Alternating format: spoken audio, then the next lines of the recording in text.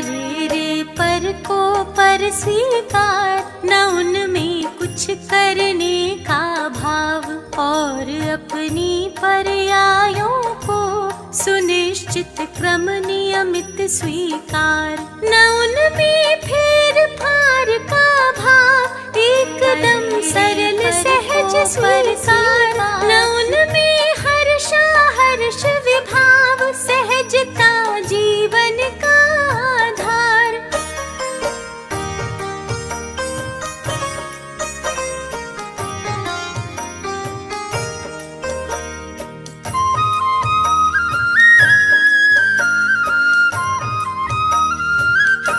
सहजता जीवन का आधार, वस्तु का सम्यक रूप निहार, जगत का सहज परिणमन देख, होए बस उसे सहज स्वीकार। सहजता जीवन का एक लक्ष्य, सहज जीवन ही हो स्वीकार, और जीवन का परम पवित्र ज्ञान दर्शन का हो व्यापार।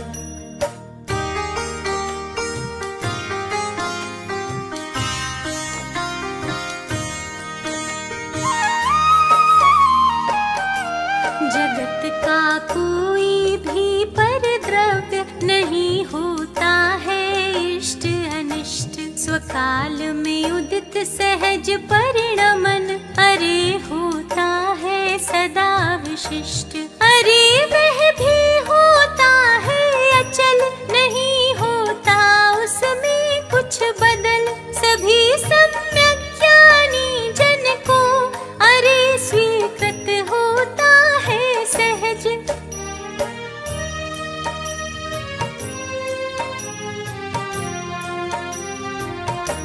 जगत का सभी परिणमन अरे पूर्णतः पूर्व सुनिश्चित है, नहीं करना है कुछ भी हमें, क्योंकि वह पूर्ण व्यवस्थित है। अरे इस परम सत्य की सहज स्वीकृति सहज सहजता है, यही है दर्शन ज्ञान चरित्र ध्यान की सहज अवस्था है।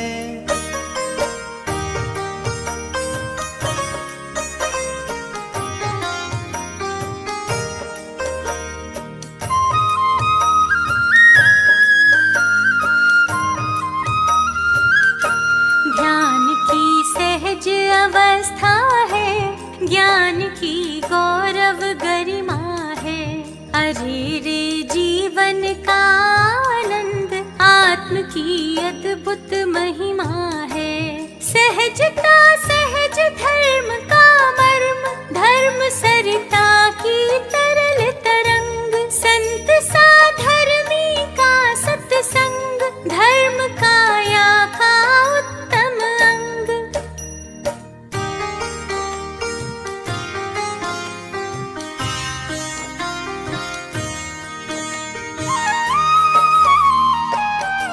सभी के मन में सहज उमंग, और पुलकित है सारे अंग, बना है अद्भुत आत्म प्रसंग, और मानस में विपुल तरंग, खिले हैं सबके सारे अंग, आत्म अनुभव की तरल तरंग, जगत में सहज सहजता रे समाई है सब में सर्वांग।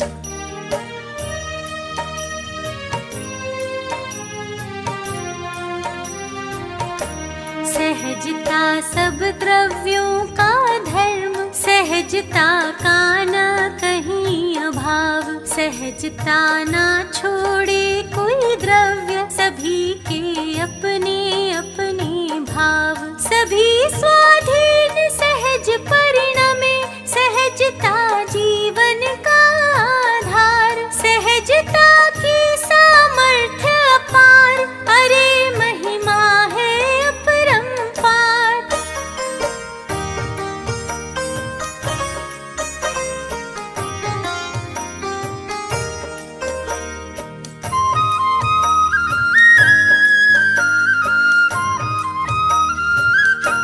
सहजता सब द्रव्यों का भाव, सहजता सबका सहज स्वभाव।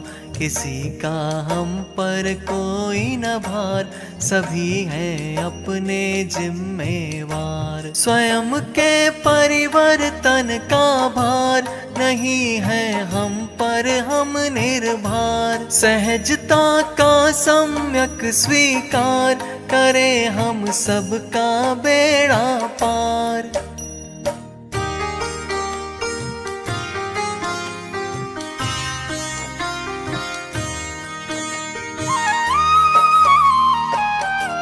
करें हम सबका बेड़ा पार, यही है मुक्ति मग का द्वार। यही है अद्भुत आत्म शांति, यही है परमानंद अपार। यही है सम्यक दर्शन ज्ञान, यही है निश्चय धर्म ध्यान।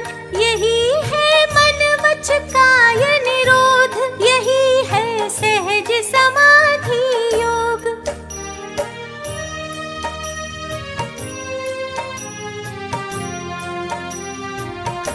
सहज जीवन है सहज समाधि, न जिसमें आदि व्याधि उपाधि। समाधि है सुखमय जीवन, मरण का उससे क्या संबंध। समाधिमय जीवन में देहांत, सुनिश्चित क्रम नियमित अनुसार।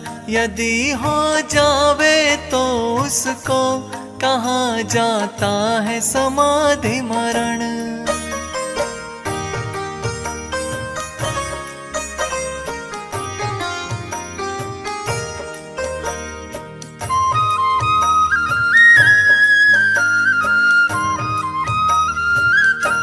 सहज संभावमयी जीवन, समाधि का है सम्यक रूप। मोह क्षोभ रहित समभाव, सहज ही अद्भुत और अनूप। समाधि धारण करके बंधु अरे जीवन का करे सुधार। मरण तो एक समय का कार्य, मरण का कैसे करे सुधार।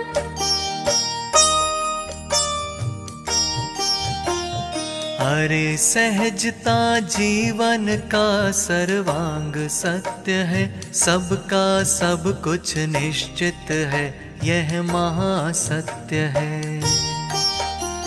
सबका सब कुछ सहज स्वयं से ही होता है, अधिक कहें क्या सब स्वकाल में ही होता है। सभी सहज ही परिणमे, अपने क्रम अनुसार। परिवर्तन संभव नहीं, करो सहज स्वीकार।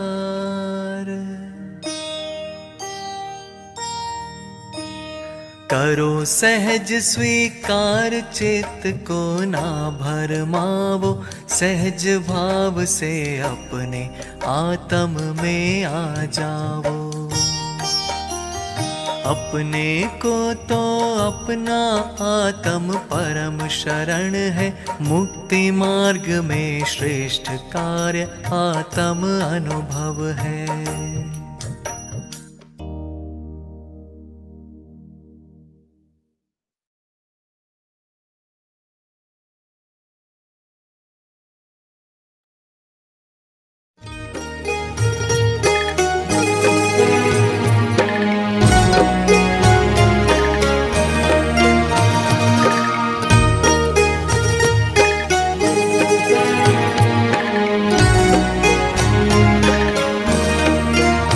शब्दवाद नय षट द्रव्य गुण पर्याय और प्रमाण का, जड़ कर्म चेतन बंध का, अरु कर्म के अवसान का।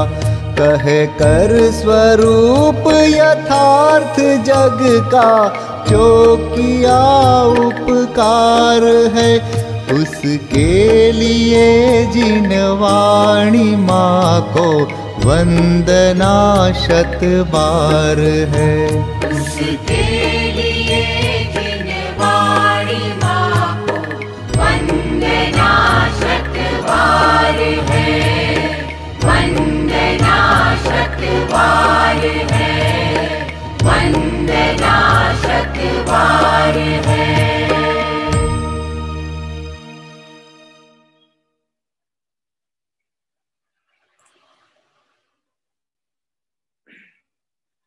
सभी साधर्मी बंधुओं को जय जिनेन्द्र। आइए मंगलाचरण पूर्वक स्वाध्याय प्रारंभ करते हैं।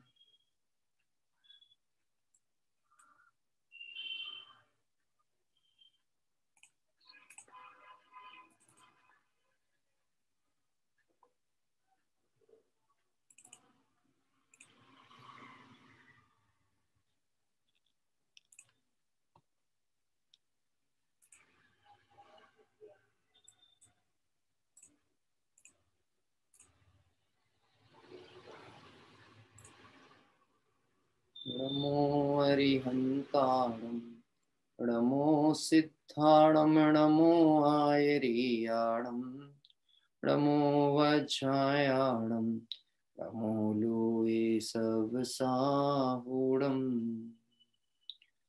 तिहुवणतिलयं देवं वन्दिता तिहुवणिन्द परिपूज्यं, वोच्छमणुपेहाओ भवे जनानंद जननीयो। त्रिभुवन तिलक सतेन्द्र वंदित, देव श्री अरहंत को कर नमन कहूँ अनुपेक्षाएं, भव्य को सुख करे हो, भव्य को सुख करे हो। कार्तिक अनुप्रेक्षा ग्रंथादिराज का स्वाध्याय चलता है। इसके अंतर्गत एकत्व भावना की चर्चा पूर्ण करते हुए कल हम सभी ने संदर्भ ग्रंथों के आधार पर समय सारजी की कुछ गाथाओं के माध्यम से अपने एकत्व रूप स्वरूप का परिचय और दृढ़ विश्वास करते हुए उस विषय पर चर्चा की थी, जिसके अंतर्गत तीसरी, चौथी और पांचवी गाथा का विषय आया था एकत्व निश्चय गत समय सर्वत्र सुंदर लोक में, उससे बने बंधन कथा जो विरोधिनी एकत्व में है। सर्वश्रुत परिचित अनुभूत भोग बंधन की कथा, पर से जुदा एकत्व की उपलब्धि केवल सुलभ न। और फिर उसके बाद आचार्य कुंद कुंद स्वामी ने जो प्रतिज्ञा की थी, दर्शाऊं एक विभक्त को आत्मा तने निज भव से, दर्शाऊं तो करना प्रमाण न छल ग्रहो स्खल न बने। इन तीन गाथाओं के माध्यम से एकत्व भावना को पुष्ट किया गया था समय सारजी के आधार से।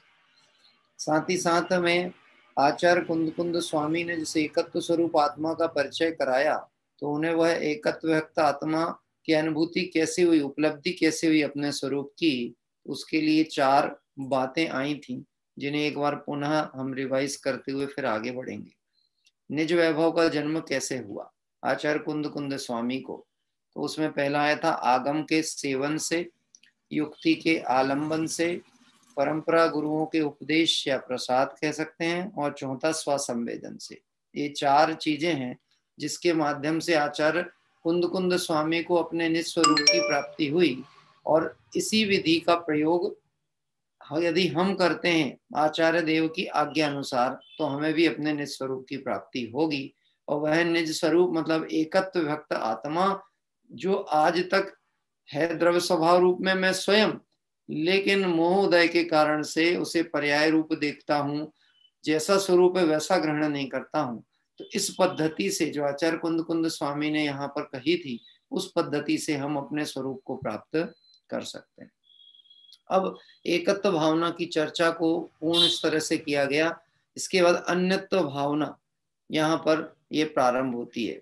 ये अन्यत्व भावना जो है, इस अन्यत्व भावना का स्वरूप क्या है, यदि हम सरल भाषा में पहले बाबू युगल जी साहब की उन पंक्तियों पे विचार करें जो कि आपके देवशास गुरु पूजन की जयमाला में आती हैं अन्यत्व भावना में। मेरे न हुए ये मैं इनसे, अति भिन्न अखंड निराला हूँ, निज में पर से अन्यत्व लिए निज समरस पीने वाला। एकत्व भावना अपने स्वरूप को लक्ष्य करने की बात कहती है, पूर्णता का परिचय कराती है। और अन्यत्व भावना मेरे एकत्व व्यक्त आत्म स्वरूप में एक ज्ञायक स्वभाव के अलावा कोई अन्य है ही नहीं, किसी अन्य का प्रवेश नहीं है जगत में जिसे अपना कहा जाता है। मोही जन जिस संयोगों को अपना कहते हैं वह मेरे ना थे, मेरे ना हुए, ये मैं इनसे अति भिन्न अखंड निराला। अन्यत्व भावना अन्य की तरफ से अपने को भिन्न करती है और एकत्व भावना एक रूप अपने को अनुभव कराती है। बात ख्याल में है। अब इस अन्यत्व भावना की चर्चा 80वीं गाथा के माध्यम से हम यहाँ प्रारंभ करेंगे।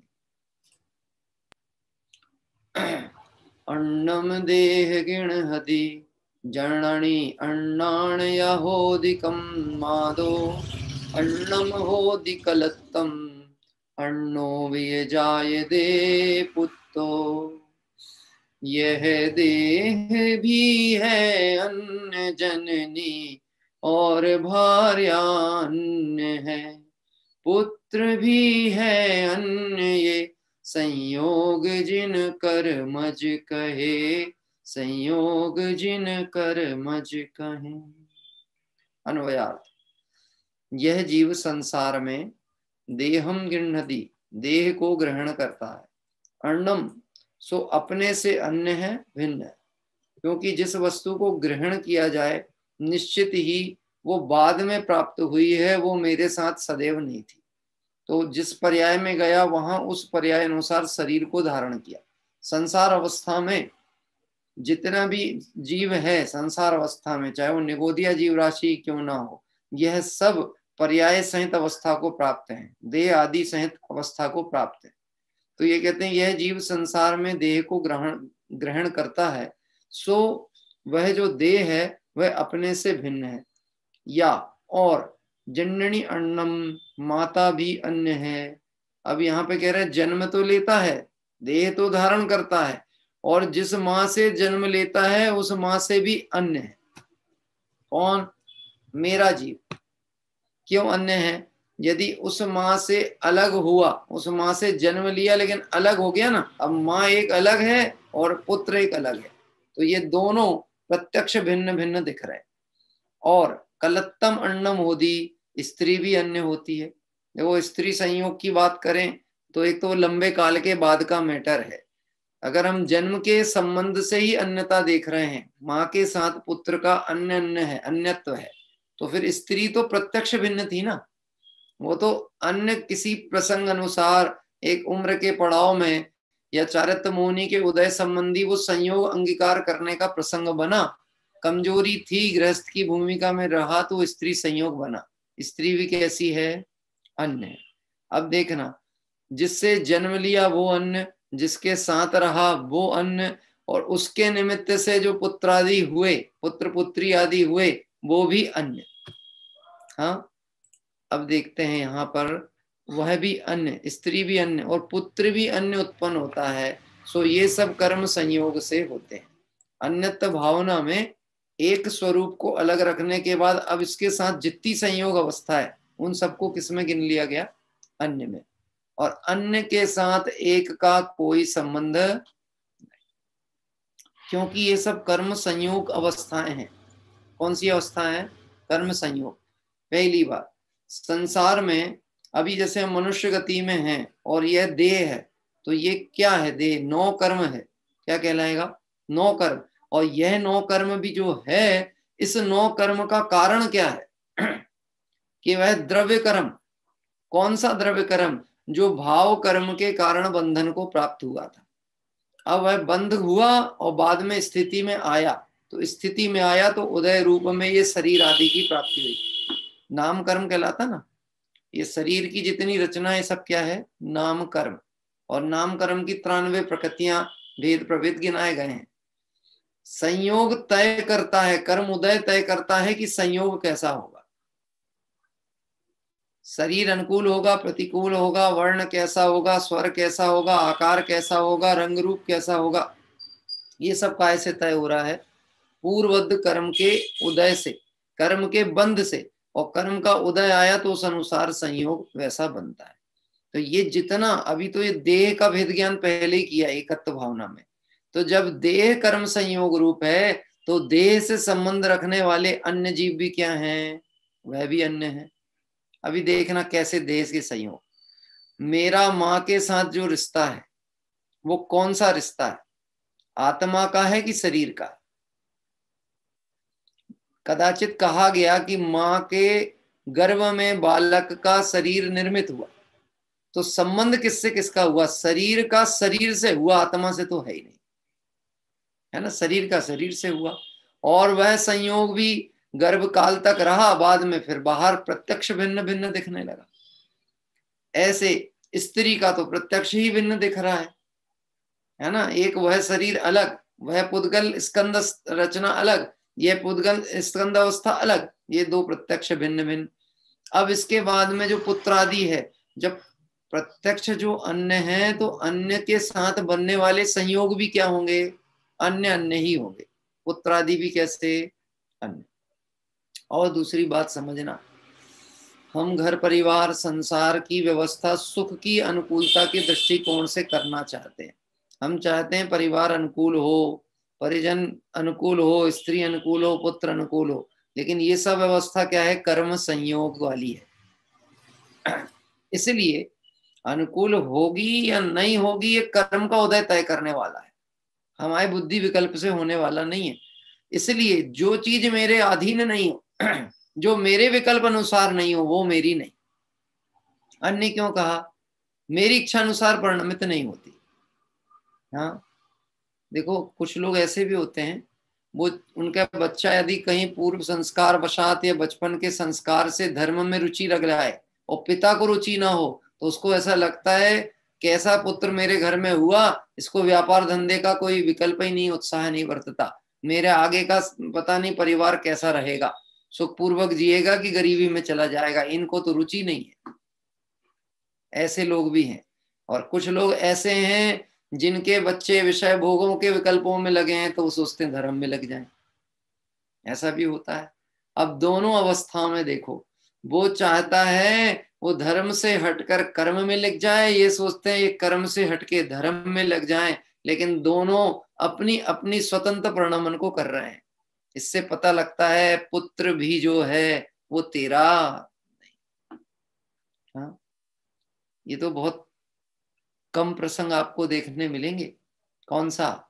कि जैसी आपकी इच्छा हो उस अनुसार ही आपके परिवार परिजनों का परिवर्तन या विचार चिंतन आपसे मिलता जुलता हो, बहुत बिरला है, और वो भी सर्व रूप से नहीं मिलता, थोड़ा बहुत कहीं कहीं मिलता हुआ प्रतीत होगा, बाकी फिर एक पूरब तो एक पश्चिम। ऐसा ही होता कि नहीं होता? हाँ, हमको ऐसा लगता है बहुत सोच समझ के, देख करके, विचार करके, परिवार परिजन मिल करके, समाज से पूछ करके संबंध खोजने जाते हैं। क्या खोजने जाते हैं? संबंध। भैया लड़की कैसी है? कि भैया एकदम सीधी। तो कैसी सीधी है? गाय जैसी सीधी है क्या? हाँ, कैसी सीधी है? कि हाँ हाँ बिल्कुल एकदम सीधी है, गाय जैसी। तो गाय के सींग होते हैं कि नहीं होते? होते हैं। गाय किसी पे हमला करती है क्या? है नहीं, वैसे तो बहुत शांत परिणामी जीव है, पर हो सकता है गर्मी बढ़ जाए सर पे, तो कोई क्या कर सकता है? अब सोचो, जितने विकल्पों से विचार किया था संयोग अनुकूल हो जाए, यहाँ अन्यत्व भावना कह रही संयोग अनुकूल होने ही नहीं वाला, क्योंकि वो कर्म उदय की व्यवस्था है और वह तेरे हाथ का काम नहीं है। जो परिणाम बांध लिया था तूने, वो तो उदय में आने ही वाला है, आएगा ही। अब इतना कर सकता है, नवीन कर्म बंध से बचना हो तो ये 12 भावनाओं का चिंतन कर, तत्व विचार कर, अपने को एक रूप देख और इन संयोगों को अपने से अन्य देख। अन्य देखेगा तो परिणाम नहीं बिगड़ेंगे, एक रूप देखेगा तो परिणाम बिगड़ेंगे। क्या कह रहे हैं? मेरा बच्चा मेरी नहीं मानता। अब इसको अन्यत्व भावना से वाक्य कहते हैं। तुम्हारा बच्चा तुम्हारी इसलिए नहीं मानता क्योंकि वो तुम्हारा नहीं है, वो अन्य का है, ऐसा भी नहीं कह रहे, अन्य है, तुम्हारा नहीं है, अन्य है। क्या कह रहे हैं? अब जो अन्य है वो तुम्हारी क्यों मानेगा? तो हमारी कोई नहीं माने तो क्या मान लेना चाहिए? ये मेरे नहीं है, मेरे ना हुए, ये मैं इनसे अति भिन्न अखंड निराला हूं। ये मेरे नहीं हुए, इसलिए मैं इनसे भी कैसा हूं? भिन्न हूं, अखंड हूं, निराला हूं। देखो, अगर अन्यत्व भावना को देखते हुए अपने को एक रूप अनुभव करेगा तो अखंड अनुभव आएगा, और यदि अपने को अन्य रूप देख करके उनके साथ मिलाएगा तो खंड खंड अनुभव आएगा। क्या कह रहे हैं? खंड खंड अनुभव। अभी ऐसा होता है, घर में दो बच्चे हों, एक बड़ा हो गया है और एक छोटा है, तो छोटे के प्रति का व्यवहार अलग रहता है। बड़े को गलती हुई तो बड़े को डांटा भी जाएगा, मारा भी जाएगा, और छोटा बच्चा गलती भी कर ले तो उसको समझा दिया जाएगा, थोड़ा रो ले तो संभाल लिया भी जाएगा। अब बड़ा बच्चा देख के क्या सोचता है कि ये भेद क्यों पड़ा, ये मेरे साथ में ऐसा व्यवहार क्यों होता है, ये छोटे को तो डांटते नहीं है और बड़े को, मेरे को हर बात में डांट पड़ती है। मैं तो सब घर की बातें बताता हूँ मेरे घर की। क्या कह रहा है? अपने अपने घर की कहानी है। ऐसे मेरे पिताजी एक दृष्टांत देते थे। एक छोटा बालक को कहा, घर में मेहमान आए, कि जाओ पानी लेकर के आओ। अब वो पानी लेकर के आया और आते में देहरी से पैर टकराया, वो गिर गया, और कांच का गिलास था तो गिलास फूट गया। अब हुआ तो नुकसान है, पर छोटा बच्चा था तो पहला कर्तव्य क्या था कि पिता उसको संभालेगा, उठा लेगा, लगा तो नहीं, और रोने लगे तो उससे क्या कहेंगे? देखो, ये जमीन ने तेको मारा है, रुक जाओ अभी इसको मारते हैं। क्या कह रहे हैं? ये इसने हमारे बच्चे को मारा, रुको अभी इसको मारते हैं। उसको हाथ मारा, बच्चा रोना बंद, क्योंकि उसको लगा जिसने मुझे कष्ट दिया था उसको दंड मिल गया। अब बड़े बच्चे से कहा, जाओ पानी लेकर के आओ। लेके आया, टकराया, गिर गया, गिलास फूटा, और पिताजी ने 2 तमाचे और मारे। अब उसको ये लगता है ये भेद क्यों मेरे साथ है? यही घटना उसके साथ भी हुई तो उसको संभालते हैं, सहलाते हैं, और मेरे को ऊपर से दंड मिलता है। ऐसा क्यों? हाँ, इन लोगों को ऐसा लगता है ये हमारे साथ ऐसा भेद क्यों पड़ा हुआ है।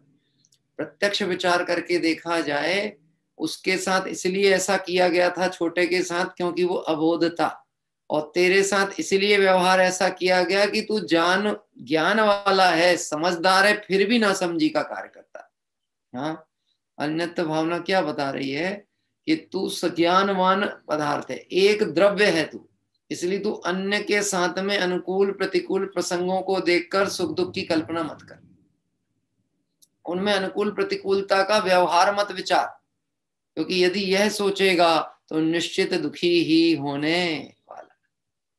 देखो, इस तरह से यह सब कर्म संयोग से होते हैं। कौन कर्म संयोग से होते हैं? देह का ग्रहण होना, और यद्यपि देह प्रत्यक्ष भिन्न है, अब जब देह भिन्न है तो देह से संबंधित अन्य पदार्थ कैसे होंगे? भिन्न ही होंगे। तन से जिसका ऐक्य नहीं हो, सुत तीय मित्रों से कैसे? ये अन्यत्व भावना की चर्चा है।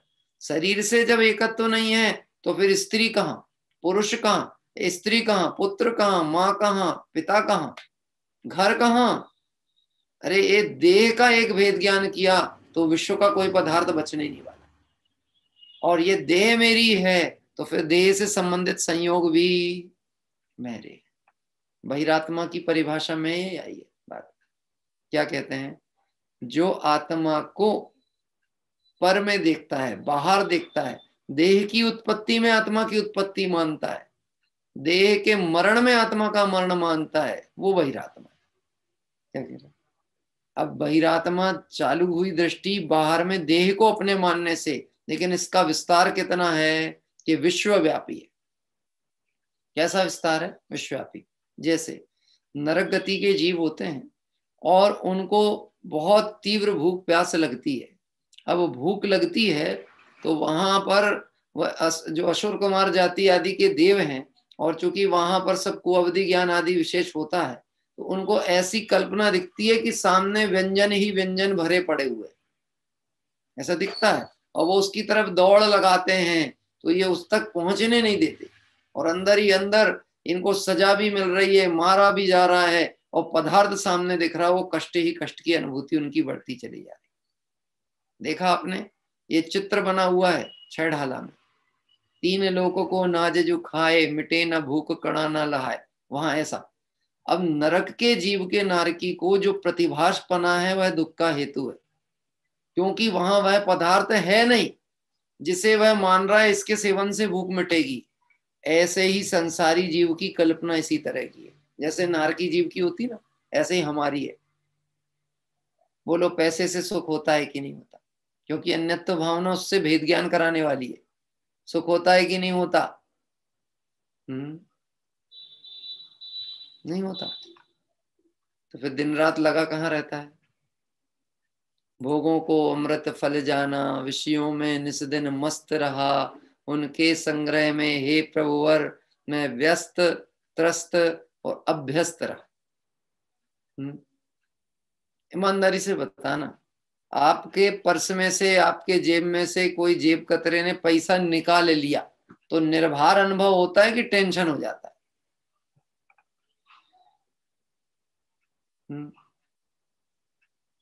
अब मेरा नहीं था तो चला गया, लेकिन ऐसा विचार नहीं आएगा हम तो लुट गए, हमारे तो पैसे चले गए, हमारी तो मेहनत की कमाई खराब हो गई।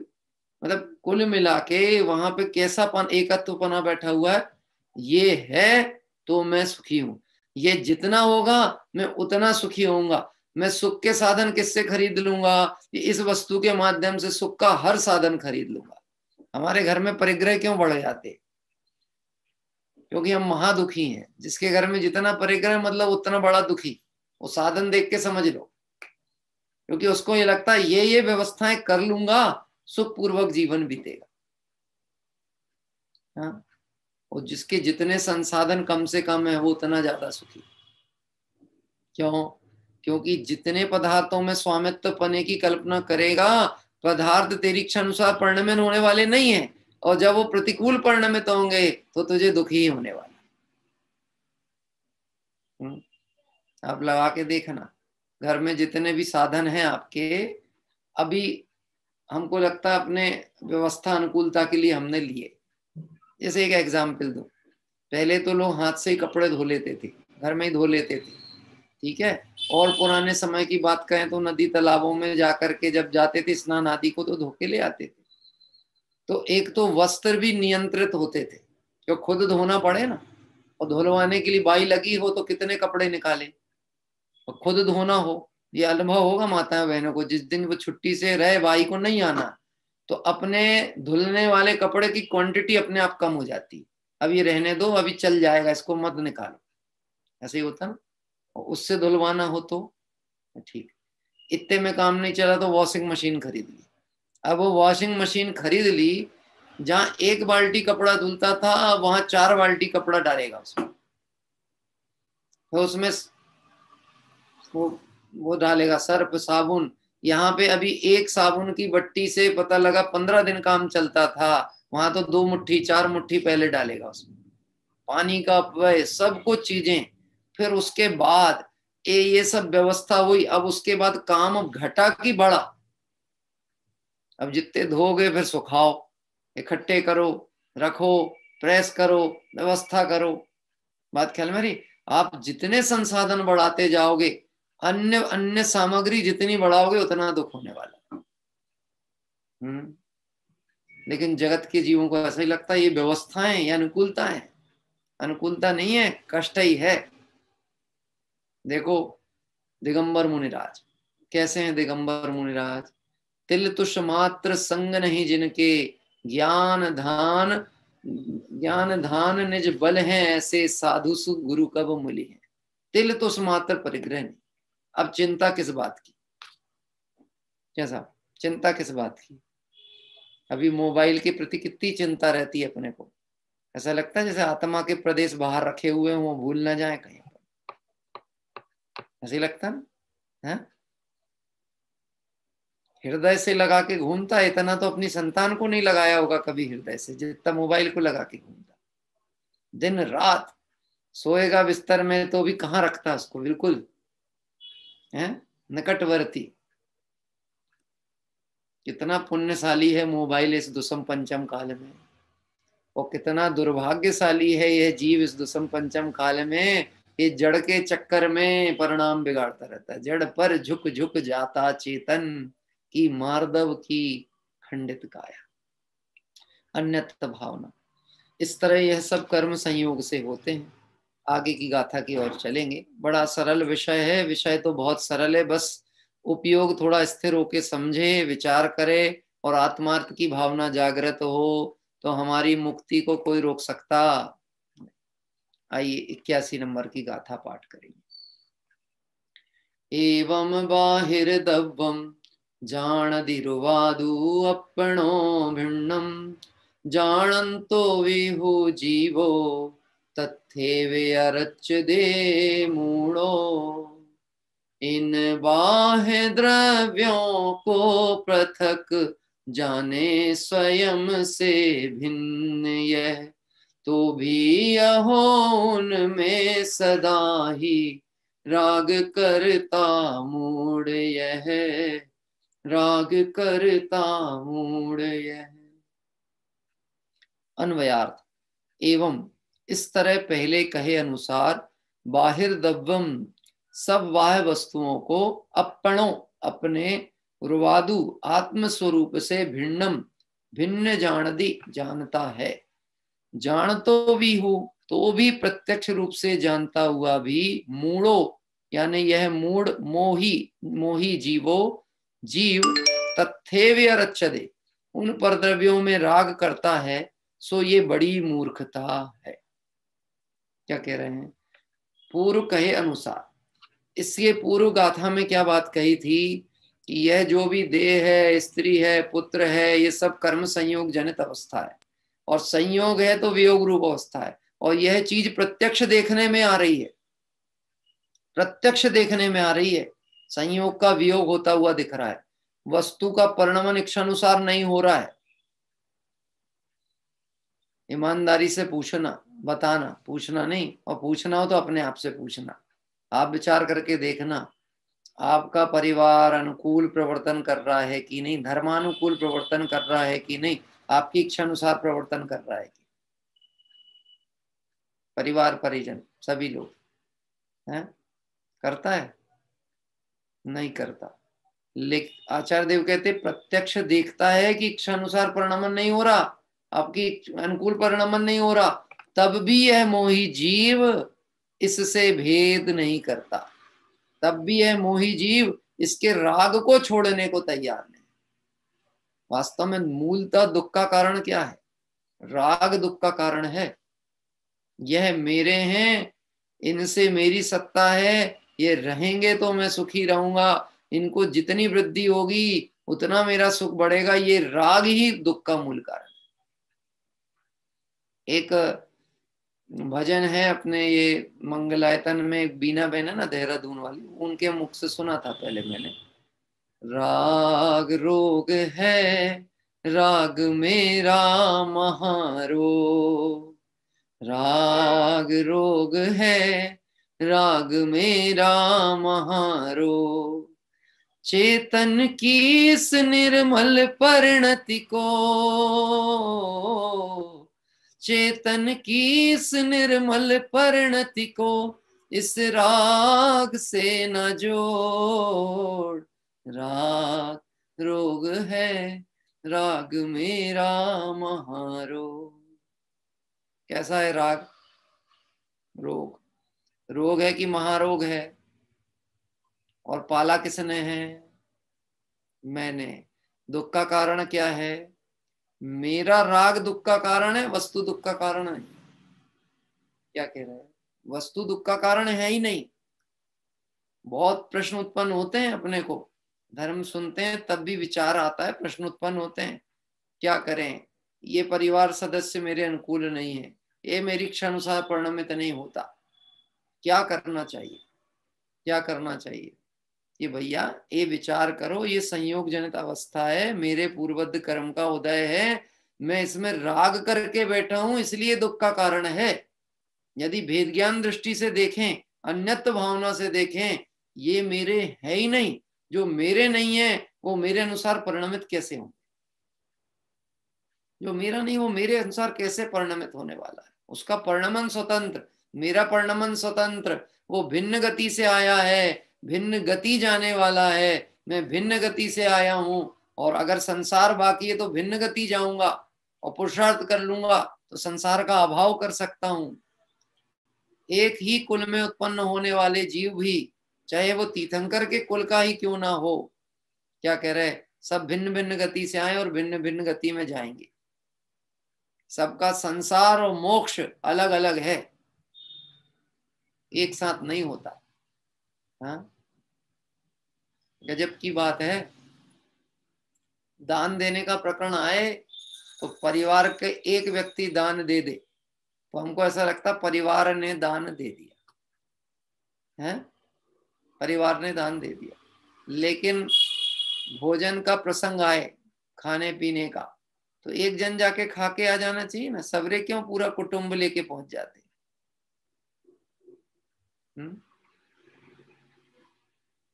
कुटुंब सहित पहुंच जाते ना। सा परिवार भर लिखा हो, अमुक चंद जी एवं सा परिवार।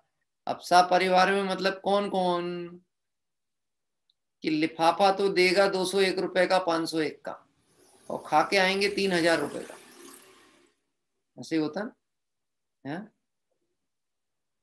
अब मान लो किसी के घर में ऐसे भी होते हैं, समाज में ऐसे भी घर होते, एक ही घर में 22-25 आदमी,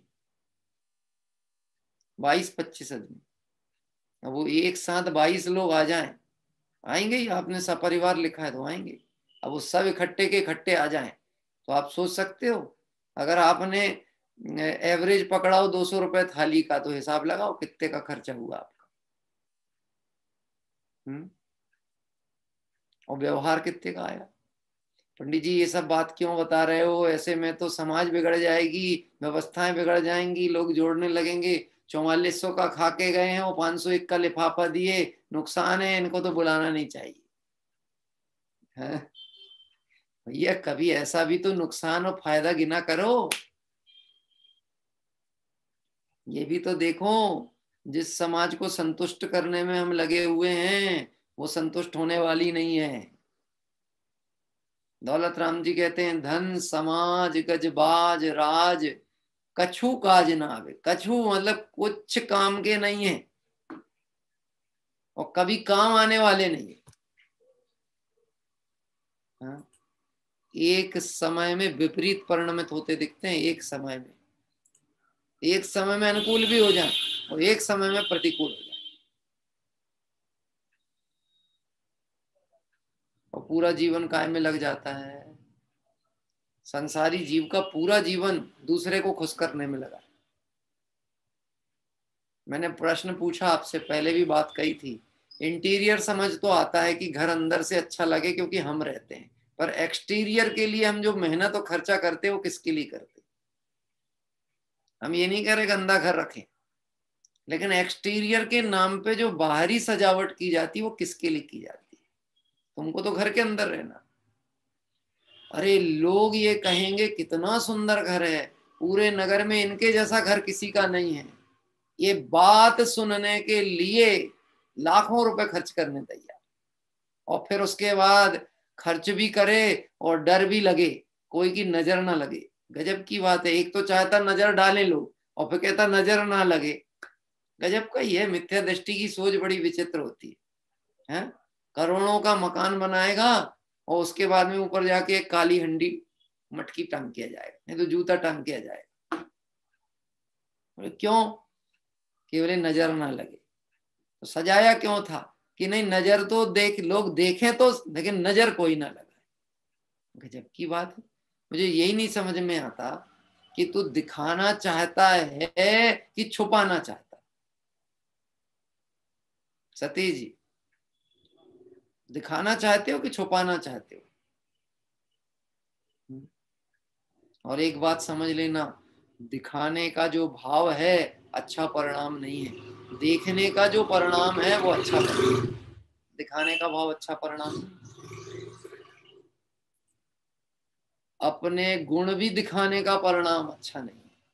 और दूसरे के दोष देखने का परिणाम अच्छा नहीं है, और दूसरे का छोटा गुण भी हो और वह दिख के प्रसन्नता होती है तो उसको अच्छा कहा गया, और अपना दोष भी हो और उसको देख करके सावधानी आती हो तो भी अच्छा। बात ख्याल में आती?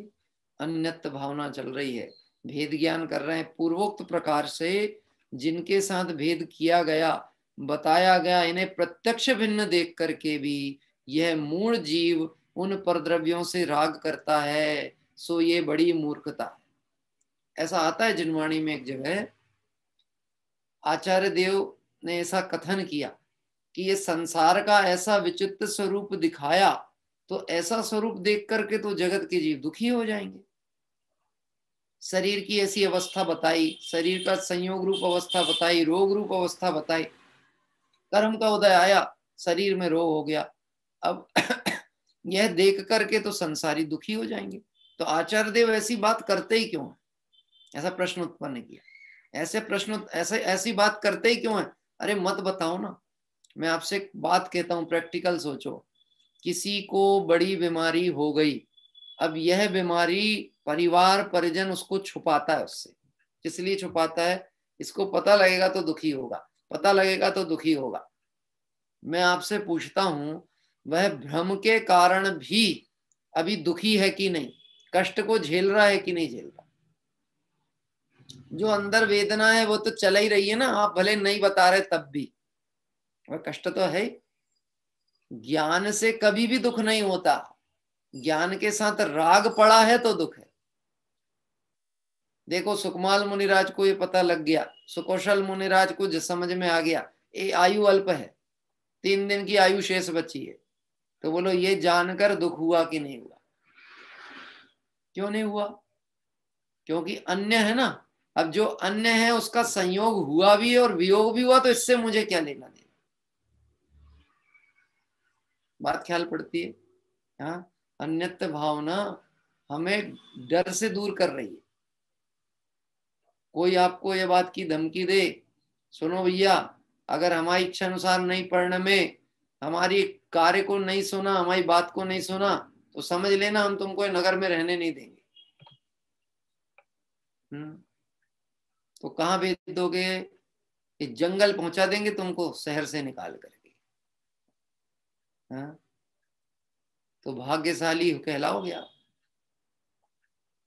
कि वैसे तो परिणाम बन नहीं रहा था, तो कम से कम कोई ने तुम्हारे को रास्ता तो दिखाया कि जाओ, यहां नहीं रहना, ये रहने जैसा स्थान नहीं। और एक बात समझना, दूसरे एक इसमें तो एक शायरी चलती है मुस्लिम संप्रदाय में, तो उर्दू में एक शायरी सुनी होगी, मुद्दई लाख बुरा चाहे तो क्या होता है, सुना है? हाँ? वही होता है जो ऊपर वाले को स्वीकार होता है, वही होता है। ऊपर वाले को जो स्वीकार होता है कि जो कर्मबद्ध में है, कर्म के उदय अनुसार है, वही होता है। तो अन्य को अन्य देखकर और अपने को आपरूप अनुभव करने से और कर्म उदय अनुसार ये संयोग हैं, ऐसा जानने से कभी दुख होने वाला,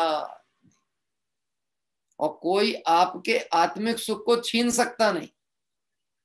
कोई संयोग आपके दुख का कारण नहीं बन सकता, कोई संयोग से आपको सुख हो ऐसी दृष्टि आपके अंदर आने नहीं वाली, यदि अन्यत्व भावना हमारे ख्याल में आ जाती है तो। देखिए, इस तरह से उन परद्रव्यों से राग करता है, ये बड़ी मूर्खता है। अब आगे की एक अंतिम गाथा है जिसके माध्यम से ये आज अन्यत्व भावना का विषय पूर्ण होगा। 3 गाथाओं में ही अन्यत्व भावना का विषय था। जो जाने उण देहम जीव सर्वादु तच्चदो भिन्नम अपाणम पिय सेवदी कच्चिकरम तस्य अन्नतम। परमार्थ से इस देह को निज से पृथक जो जानता, यह भावना उसकी सफल जो आत्मा को ध्यावता, आत्मा को ध्यावता। अन्वयार्थ, जो जो जीव सर्ववादु अपने स्वरूप से देहम देह को तच्चदो भिन्नम परमार्थ से भिन्न जानी उण जानकर अपाणम पिय सेवदी आत्म स्वरूप को सेता है अर्थात ध्यान करता है। अपने को पर से भिन्न जानकर अपने को आप रूप ध्यान करता है, उसके अन्यत्व भावना कार्य कारिणी है। अन्यत्व भावना किसको सफल हो रही है? जो अपने को पर से भिन्न आप रूप अनुभव करता है। सम्यक ज्ञान की परिभाषा भी दौलत राम जी ने यही लिखी है, आप रूप को जान पने सो सम्यक ज्ञान कला है। ज्ञानी कौन? जो अपने को आप रूप जाने और पर से भिन्न जाने, सो ज्ञानी, वो ही आत्मा ज्ञानी है। कौन आत्मा ज्ञानी है? कर्म के परिणाम और नो कर्म के परिणाम को जो न करे बस मात्र जाने, वो ही आत्मा ज्ञानी। और अज्ञानी कौन? नो कर्म कर्म जो मैं अवरु मैं कर्म नो कर्म हूं, यह मान्यता जब तक रहे अज्ञानी तब तक है। ये जब तक ये मान्यता है तब तक अज्ञान। क्या? कर्म का उदय, कर्म की व्यवस्थाएं, इनके अनुसार सुख दुख की कल्पना करने वाले जीव को कोई सुखी कर सकता? अपने को भी दुख है ना संसार अवस्था में। अरे स्वीकार करना, घबराना नहीं। हाँ है। अरे नहीं स्वीकार करेंगे तो फिर हटने का उपाय क्यों करेंगे? पहले तो तय करना है, दृढ़ता से तय करना है, हाँ मुझे दुख है। क्या कह रहे हैं? तो श्रद्धान में तय करना है। बोलने कौन कह रहा? आपसे थोड़ी नहीं कह रहे हैं कि घर में बैठ करके बाजू में देख करके बोलो हम इनके कारण दुखी। हम कहाँ बोल रहे हैं? तो बोले ही नहीं रहे कि देख के बोलो। तो श्रद्धान में करो, मन ही मन में तय करो, श्रद्धा में, दृष्टि में। इसके कारण उसके कारण की तो बात ही नहीं है। संसार की जो भी अवस्था है, संयोग अवस्था है, वो दुख रूपी है, क्योंकि कर्म उदय की जनित अवस्था है। ऐसा जानकर क्या करना? अन्यत्व भावना भाते हुए इनको अन्य देखकर और अपने को आप रूप देखना, तो अन्यत्व भावना कार्य कारिणी होगी। अब यहाँ पर अंतिम भावार्थ के माध्यम से और अंतिम दोहे से बात पूर्ण होती है। देखिए, पहले भावार्थ की दो पंक्तियां हैं वह पढ़ेंगे। जो देहादिक परद्रव्यों को भिन्न जानकर, देहादिक, देह और आदि में क्या लगा लेना? देह से संबंधित सब पदार्थ, अनंत पदार्थ, उन परद्रव्यों से भिन्न जानकर अपने नित्य ज्ञानानंद स्वरूप का सेवन करता है, उसके अनित्य भावना, अन्यत्व भावना कार्य कारिणी होती है, कार्य की सिद्धि करने वाली होती है। जो देहादिक परद्रव्य से भिन्न अपने स्वरूप को जानता है। अंतिम दोहा। निज आत्म ते भिन्न पर जाने ते नर दक्ष, तिन में रमे व में अपर, ते शिव लखें प्रत्यक्ष। निज में रमे व में अपर, ते शिव लखें प्रत्यक्ष। इस तरह अन्यत्व भावना की चर्चा यहाँ पर पूर्ण हुई। क्योंकि आज हमारे पास अभी 5-7 मिनट का टाइम है, तो हम अन्यत्व भावना की ही कुछ पंक्तियों का पाठ करते हैं, जो पंक्तियां अलग अलग विद्वानों के द्वारा इस अन्यत्व भावना की चर्चा के संबंध में आई है। देखिए, भूधर दास जी ने उनकी जो 12 भावना लिखी, 2-2 पंक्तियों में उन्होंने एक एक भावना का स्वरूप बताया। आपको स्मरण होगा भूधर दास जी की 12 भावना में क्या आई अन्यत्व भावना? जहां देह अपनी नहीं, तहां न अपनों कोय, घर संपत्ति पर प्रकट है, परि है परिजन। जहां देह अपनी नहीं, वहां अपना कोई भी, क्योंकि ये सब रिश्तेदारी कैसे है? देह की छह, देह को अपना मानता है तो सब रिश्तेदारी है। गजब की बात है। हमको ऐसा लगता है ये मेरे पति, ये मेरा पुत्र, ये मेरे भाई, ये मेरी बहन। एक बात विचार करके देखना, जब इस देह में से आत्मा निकल जाता है तो शरीर तो रहता है ना, फिर ये रोते किसके लिए? शरीर तो पड़ा है ना, जिससे तुम्हें मोह था वो तो है ना। रोते क्यों हैं? कि देखो भले वो रो रहे हैं परंतु अंदर से ज्ञान काम कर रहा है उस समय भी। ये वो नहीं है जिनसे मुझे प्रेम था। जी उनका शरीर हो सकता है पर ये तो मिट्टी है, इससे मैं क्या प्रेम करूं। गजब की बात है। वहां पे इतना ज्ञान में तो आता है वो जो आत्मा था ना वो उससे अपनापन था मेरा, ये मिट्टी से अपनापन नहीं है। लेकिन ये भेद ज्ञान यदि अपने ऊपर लगा ले तो कल्याण ही हो जाए। दूसरे के लिए तो सोचता है, अपने लिए नहीं लगाता। बात ख्याल में पड़ती है, हैं? उसकी आत्मा मेरी थी, अरे मेरी आत्मा मेरी है और ये शरीर मेरा नहीं है, इतना ही तो मानना है। यानी डेड बॉडी भी उपदेश देके जा रही है, लेकिन ज्ञान डेड हो तो बॉडी क्या करे। हाँ, ये तो दृष्टि बदले तो फिर कोई सी भी चीज, छोटा सा छोटा कारण भी आपको कहना चाहिए दिग्दर्शन करेगा, पथ दर्शन करेगा, अगर दृष्टि सुधर गई तो। प्रमोद जी बात ख्याल में आती?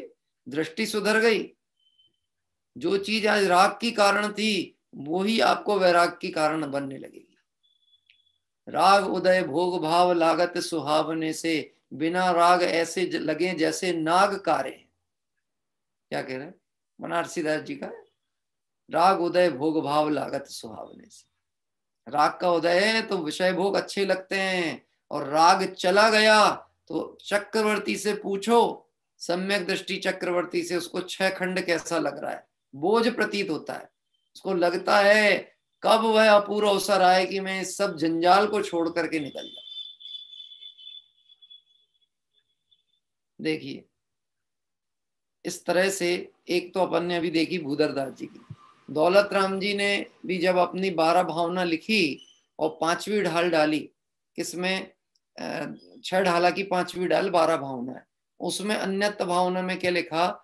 जल पय जो जेतन मेला, पै भिन्न भिन्न नहीं भेला, त्यों प्रगट जुदे धन धामा, त्यों क्यों मिल सुत एक ही रामा। ये सब प्रत्यक्ष भिन्न है। और कैसा है इनका संयोग? जल पय जो जेतन मेला, ये शरीर और आत्मा का संबंध पानी और दूध की तरह मिला हुआ दिखता है, लेकिन मिले हुए हैं कि नहीं? दूध पानी में मिला है कि नहीं मिला?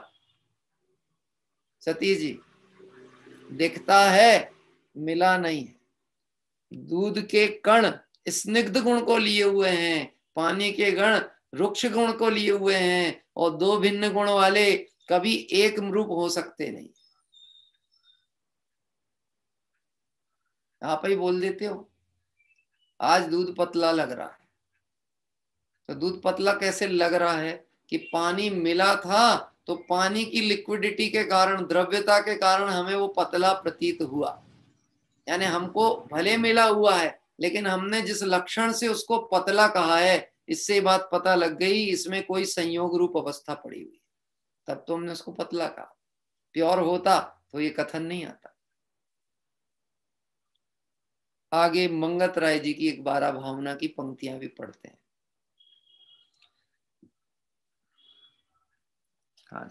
मोह रूप मृग तृष्णा जल में, मिथ्या जल चमके, मृग चेतन नित भ्रम में उठ दौड़े थक थक के, जल नहीं पावे प्राण गमावे, भटक भटक मरता, वस्तु पराई माने अपनी भेद नहीं करता, तू चेतन अरु देह अचेतन, यह जड़ तू ज्ञानी, मिले अनादि तन ते बिछड़े, जो पय अरु पानी, रूप तुम्हारा सब सो न्यारा, भेद ज्ञान करना, जो लो पौरुष थके न तो लो, उद्यम सो चरना।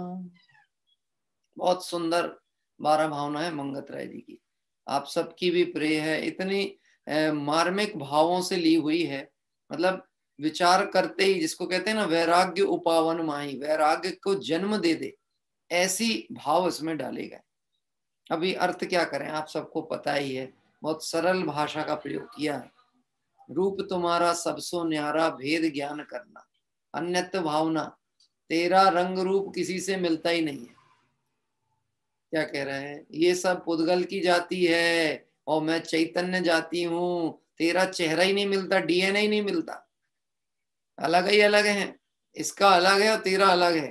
तू भ्रम में इसको अपना माने तो माने, पर तू इसकी जाति का है ही। तो क्या करना कि ए विचार जब तक पौरुष थके नहीं, ए पर्याय का अंत ना आ रहा हो उस समय, यानी जब आपका योग्यता हो, पुरुषार्थ जागृत करने की सामर्थ्य हो, तो हे जीव भेद ज्ञान पहले कर ले। सबसे पहला काम क्या है, भेद ज्ञान कर लेना, तत्व विचार के माध्यम से भेद ज्ञान कर लेना, नहीं तो फिर ये तो अवसर चला जाए। इस तरह से अनेक 12 भावनाएं युगल जी साहब की भी अभी हमने पढ़ी थी। हाँ जी, एक 12 भावना और है, यद्यपि वो हमारे डॉक्टर साहब की है, थोड़ी सी लंबी रहती है, नहीं आज नहीं पढ़ता, ये ले ले।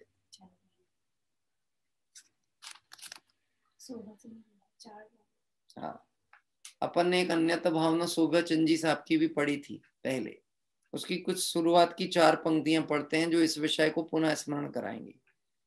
पहले था मैं कौन कहां से आज यहाँ आया हूँ, किस किस का संबंध अनोखा तज कर क्या लाया हूँ, जननी जनक अन्य है पाए इस जीवन की बेला, पुत्र अन्य है पौत्र अन्य है अन्य गुरु है चेला, चिरकालीन संगनी पहले मैंने जिसे बनाया, कुछ ही क्षण में छोड़ उसे अब आज किसे अपनाया।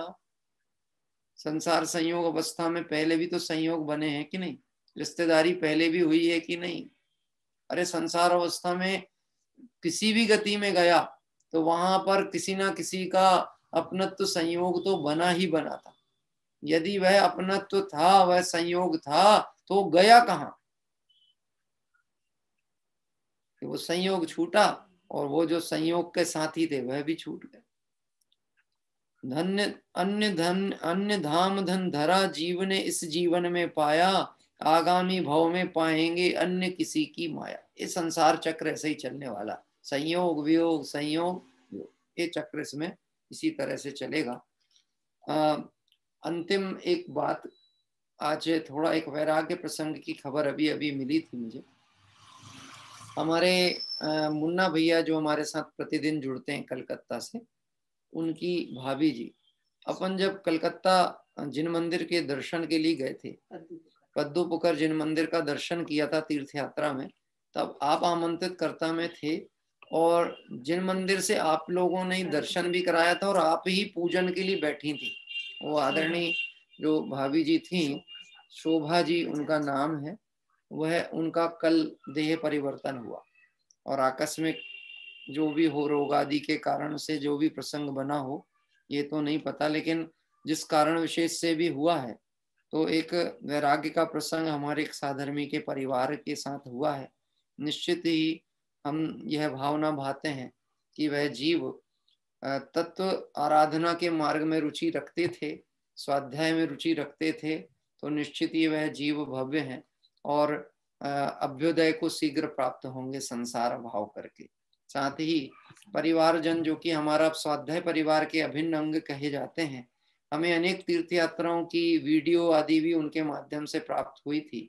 इसीलिए ये सब जो प्रसंग आज अपना उनके साथ बना है, निश्चित ही स्वाध्याय परिवार उनके साथ में है और ये भावना भाते हैं कि ये जीवों तत्व विचार करते हुए परिणामों में समता धारण करें, क्योंकि ये संयोग वियोग संसार का क्रम इसी तरह का है और तत्व विचार हमें समाधान देता है। आइए आज हम भक्ति को ड्रॉप कर रहे हैं, आज भक्ति ना लेकर के समाधि भावना का छोटा पाठ पढ़ेंगे, क्योंकि वैराग्य भावना की तो चर्चा चलती ही थी, तो हम समाधि भावना का पाठ लेते हैं।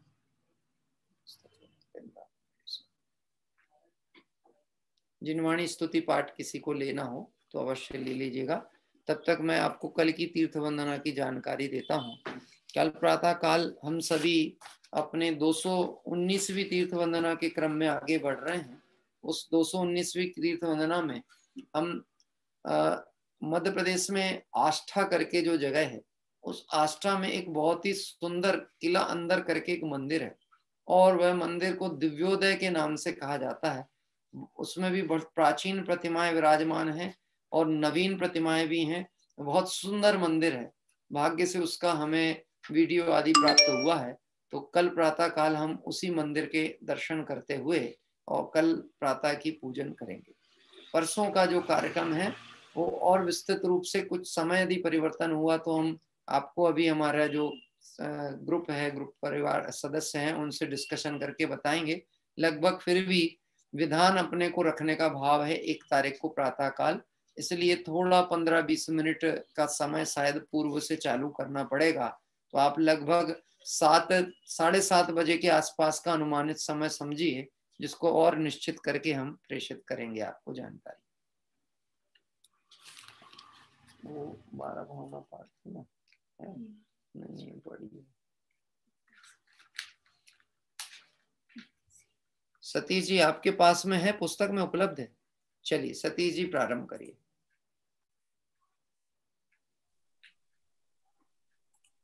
भाई साहब जय जिने। जय जिने। आवाज आ रही है? हाँ आती है। भाई साहब समाधि भावना लेना चाहते हैं। हाँ। इतना तो करना स्वामी जब प्राण तन से निकले, हो सिद्ध सिद्ध मुख में जब प्राण तन से निकले। सम्मेश कर का थल हो, तीर्थंकरों का स्थल हो, वह ध्यान मेरा अटल हो जब प्राण तन से निकले। इतना तो करना स्वामी जब प्राण तन से निकले। नेमी प्रभु का वट हो, सिर सोहता मुकुट हो, वैराग्य अति प्रगट हो जब प्राण तन से निकले। इतना तो करना स्वामी जब प्राण तन से निकले। चंपापुरी का वन हो, जहाँ वासु पूज्य चरण हो, उनके चरण में मन हो जब प्राण तन से निकले। इतना तो करना स्वामी जब प्राण तन से निकले। कैलाश पावापुरी हो, गिरनार सोनागिरी हो, सबके चरण में सिर हो जब प्राण तन से निकले। इतना तो करना स्वामी जब प्राण तन से निकले। नमोकार मंत्र मुख हो, जिन वाणी का भी सुख हो, फिर एक भी न दुख हो जब प्राण तन से निकले। इतना तो करना स्वामी जब प्राण तन से निकले। जब प्राण कंठ आवे, कोई रोग ना सतावे, प्रभु दर्श को दिखावे जब प्राण तन से निकले। इतना तो करना स्वामी जब प्राण तन से निकले। सम्यक्त्व ज्ञान चारित्र युन युक्त आत्मा हो, मिथ्यात्व छूट जावे जब प्राण तन से निकले। इतना तो करना स्वामी जब प्राण तन से निकले। मेरा ज्ञान में ही मन हो, मेरा ध्यान में लगन हो मैल कुछ ना दिल में जब प्राण तन से निकले। इतना तो करना स्वामी जब प्राण तन से निकले। समता सुधा को पीकर छोड़ू मैं राग द्वेष, मनशील से रंगा हो जब प्राण तन से निकले। इतना तो करना स्वामी जब प्राण तन से निकले। इच्छा शुदा की होवे जो चाह उस घड़ी में, उनको भी त्याग कर दो जब प्राण तन से निकले। इतना तो करे न स्वामी जब प्राण तन से निकले। हे नाथ अर्ज करता विनती पे ध्यान दीजे, होवे समाधि पूरी जब प्राण तन से निकले। जब प्राण तन से निकले सोहम हो मुख में, जब प्राण तन से निकले अरिहंत सिद्ध मुख में। जब प्राण तन से निकले अरिहंत सिद्ध मुख में। इतना तो करे न स्वामी जब प्राण तन से निकले। जय जिनेन्द्र।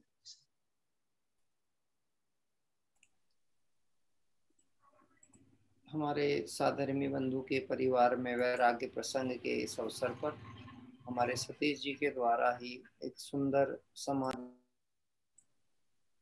का यहाँ पर अभी स्तवन किया गया। निश्चित ही बहुत से लोगों ने सुना भी होगा। अच्छा पाठ है समाधि भावना की, और अपना परिणाम को संभालने के लिए वितरागी भगवंतों का बारंबार स्मरण करते हुए ये उसी चर्चा को बात की गई है। दिन रात मेरे स्वामी मैं भावना ये भाऊं, देहांत के समय में तुमको ना भूल जाऊं। यद्यपि ये जो बात कही जाती है कि जब प्राण निकले तो आप ही साथ रहें, आप मुझे मैं आपको भूलूं नहीं, लेकिन यह तो तब संभव होगा जब हम पहले से स्मरण में उनको रखेंगे, क्योंकि अंत समय में तो निश्चित ही यह ज्ञान शारीरिक व्यवस्थाएं इसमें शिथिलता आती ही आती है। इसलिए श्रद्धा में यदि हमने पहले से स्वीकार कर लिया तो श्रद्धा इन सब से अप्रभावित रहती है। ज्ञान तो फिर भी आप ये कहोगे कि ये वर्तमान पर्याय का ज्ञान है, ये तो उदय अनुसार गड़बड़ हो सकता है। अभी इंद्रियां तो शिथिल होने ही वाली है, इसमें तो कोई नई बात है ही नहीं। ना दिखने वाला है ना सुनाई देगा, ऐसे भी प्रसंग बन सकते हैं। कोई संबोधने वाला ना आ सके, कोई संबोधे तो अपने उपयोग शिथिल हो जाए तो वो बात ना पड़े। लेकिन पहले श्रद्धा में यदि ये बात स्वीकार हो गई कि मैं एक ज्ञायक स्वरूप आत्मा हूं और वितरागी भगवंत ही परम शरण है, आत्मा और वितरागी भगवान के अलावा अन्य कोई शरण नहीं है, ऐसी श्रद्धा में जिस जीव को आता है वह अपने आत्म कल्याण का पुरुषार्थ जगाते हुए और समता पूर्वक देह छोड़ता है। और निश्चित भगवती आराधना ग्रंथ में लिखा है, समाधि मरण पूर्वक देह छोड़ने वाले जीव 7-8 भव में मोक्ष पधार ही जाते हैं। क्या कह रहे हैं, मुक्ति हो ही जाती है। अधिक से अधिक बोलेंगे तो 7-8, क्योंकि देखना सम्यक दर्शन होगा तभी समाधि होगी। अब सम्यक दर्शन हुई तो अनंत संसार का तो अभाव हो ही गया। मुझे ये बात सुनकर बड़ी प्रसन्नता होती है कि देखो अनंत संसार का अभाव तो सम्यक दर्शन ने कर दिया, गारंटी दे दिया अनंत संसार नहीं है। अब वो संसार जो रह गया है उसको भी चुल्लू भर कर देगा समाधि। अभी कोई कहे कि सम्यक दृष्टि अधिक से अधिक कितना तो 2.5 पुद्गल परावर्तन काल तक रहे, लेकिन इतनी लंबी बात ही नहीं है। ये समाधि पूर्वक की तो डिक्लेयर्ड कर दिया। यदि समाधि पूर्वक देह छूटती है और जीव आत्मार्थ की भावना से आगे जाता है तो अल्प काल में निश्चित ही सिद्धालय का वासी बनने वाला है। ऐसे आज वैराग्य प्रसंग पर हमने समाधि मरण पाठ किया, और जब वह परिवार के सदस्य हमारे साथ जुड़ेंगे तब पुनः हम वैराग्य भावना आदि का पाठ रखेंगे। आइए अभी भाव प्रतिक्रमण करते हैं, फिर जिनवाणी स्तुति पाठ कर विराम लेंगे। हे अरहंत प्रभु, मुझसे मन वचन काय द्वारा कृत कारित अनुमोदना द्वारा समरंभ समारंभ आरंभ द्वारा क्रोध मान माया लोभ द्वारा प्रमाद इत्यादि विभावों द्वारा इस भव में या पूर्व भव में सच्चे देवशास्त्र गुरु की अभिनय हुई हो, व्रतों में अतिक्रम व्यतिक्रम अतिचार अनाचार दोष लगाया हो, एकेंद्रीय से लेकर पंचेंद्रीय तक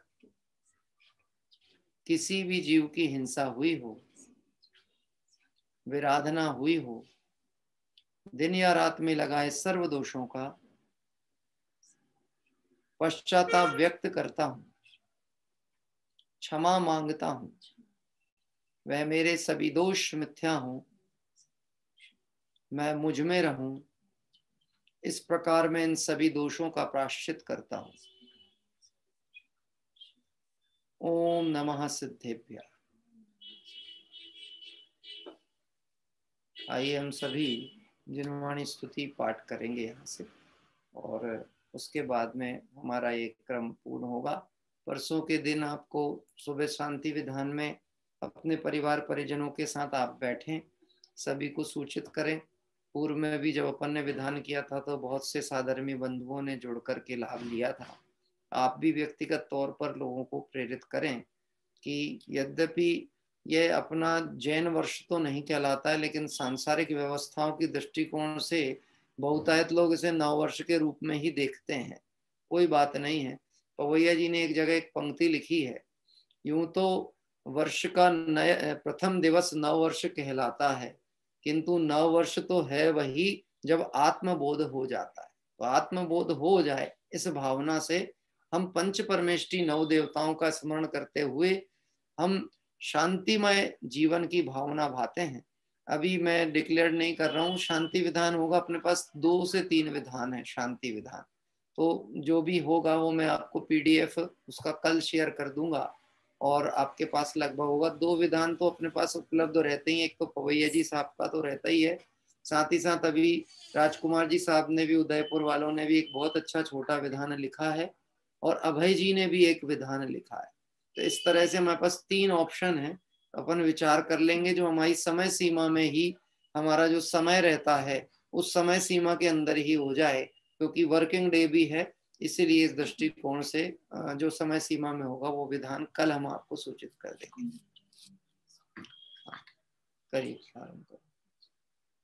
जिन वाणी जान सुजान रे, जिन वाणी जान सुजान रे, लाग रही चिरते विभावता, ताको कर अवसान रे। जिन वाणी जान सुजान रे, द्रव्य क्षेत्र अरुकाल भाव की, कथनी को पहचान रे। जाहि पिछाने स्वपर भेद सम, जान परत निदान रे। जिन वाणी जान सुजान रे, जिन वाणी जान सुजान रे, लाग रही चिरते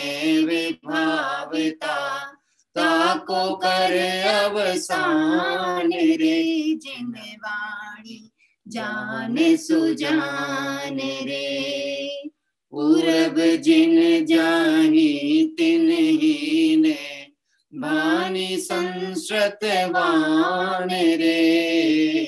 अब जाने अरु जानेंगे जे, ते पावे शिव थान रे। जिन वाणी जान सुजान रे, जिन वाणी जान सुजान रे, लाग रही चिरते विभावता, ताको कर अवसान रे। वाणी जान सुजान रे, कह तुष माश मुनि शिव भूति, पायो केवल ज्ञान रे। कह तुष मास मुनि शिव भूति, पायो केवल ज्ञान रे। यौन की दौलत सतत करो भरी, चिद वचनामृत पान रे। जानी जान सुजान रे, जिन वाणी जान सुजान रे। इस तरह अभी हमने दौलत राम जी की यह सुंदर जिनवाणी स्तुति पाठ किया। इसमें एक शब्द आया है भानी संस्रत भान रे। भानी यानी होता है जो भव चक्र को नाश जिन्होंने कर दिया, ऐसे जीव यानी जिन्होंने भव चक्र का विध्वंस कर दिया, उनका उनको यानी कहना चाहिए उनको बताने वाली जो है वो माँ जिनवाणी है। उस विधि उस कला का ज्ञान कराने वाली माँ जिनवाणी है। ऐसी सुंदर माँ जिनवाणी का मंगलमय स्तवन पूजन वंदन अभी हमने इस स्तुति के माध्यम से किया। आइए हम सभी नमोकार मंत्र पाठ पूर्वक का उत्सर्ग करते हुए विराम लेंगे।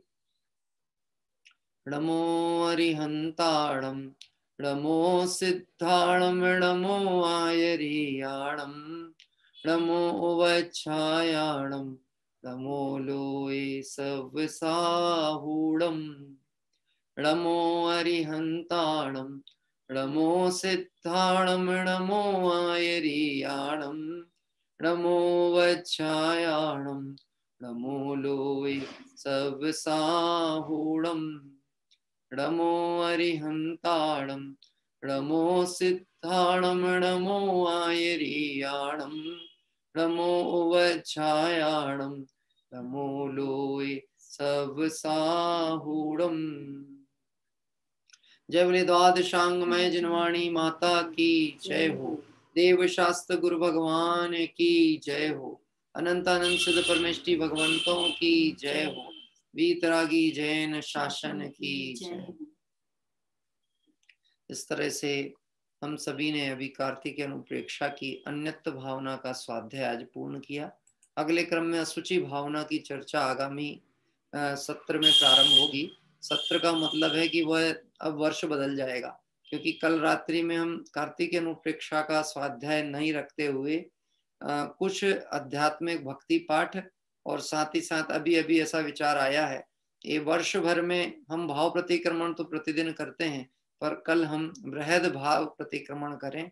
साथ ही साथ अपने जीवन में पूर्व में जो भी दोष आदि लगते हैं उस सत्र को, उस अकाउंट को क्लियर करें कल, ताकि एक नए जीवन की शुरुआत 1 तारीख से अपनी चालू हो मंगल भावना के साथ, शांति विधान के साथ। इस तरह से कि हमने जो भी अज्ञान वशात जो भी भूल हुई हो उसको हम प्रतिक्रमण, प्रत्याख्यान और आलोचना, इस तीनों के क्रम के माध्यम से कल पूर्ण करेंगे। और जिन्हें भी आध्यात्मिक भक्ति आदि लेने का भाव हो वह उस भक्ति पाठ को ले सकता है, क्योंकि अभी अनेक जगह पे आयोजन चल रहे हैं। उसमें रात्रिकालीन सत्र में भी इसी तरह के आयोजन हैं और संभावित छिंदवाड़ा से स्वाध्याय परिवार के सदस्यों को भी आमंत्रित किया गया है। अब वो जैसा भी कार्यक्रम यदि सहज बनेगा तो उसकी सूचना आपको प्राप्त हो जाए तो आप उसमें जुड़ना चाहें तो जुड़ सकते हैं। आइए हम सभी अभी इस तरह मंगल आराधना करते हुए कल प्रातः काल सुबह पुनः एक सुंदर क्षेत्र के दर्शन करेंगे जिनालय के, जो कि आष्ठा का किला मंदिर दिव्योदय, और उस दिव्योदय के जिन मंदिर में प्राचीन जिन प्रतिमाओं के दर्शन पूजन करते हुए कल लाभ लेंगे। कल इस वर्ष के अंतिम दिवस में किसी को परिवार सहित बैठना हो, मेरा तो काम है बोलने का और बाकी सबका काम है जानने का, और फिर जिसका विकल्प आए उसका काम है बताने का, और फिर जो होना है सो निश्चित है केवल ज्ञानी ने गाया है। इस तरह से कल प्रातःकाल हम सभी एक सुंदर जिनालय के दर्शन पूजन को जुड़ेंगे। सभी साधर्मियों को जय जिनालय।